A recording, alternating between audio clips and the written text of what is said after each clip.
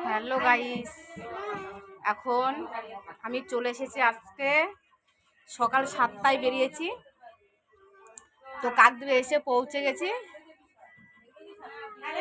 প্রায় 3টে বেজে গেছে, 3টে সাড়ে 3টে বাজে। তো এক দিদি মারা গেছিলো, তো সে উপলক্ষে আসা হয়েছে। তো ঘাটে গেছিলাম, সম্পূর্ণ কাজ সেরে এখন মামা বাড়িতে এসেছি। তোমরা দেখতে থাকো।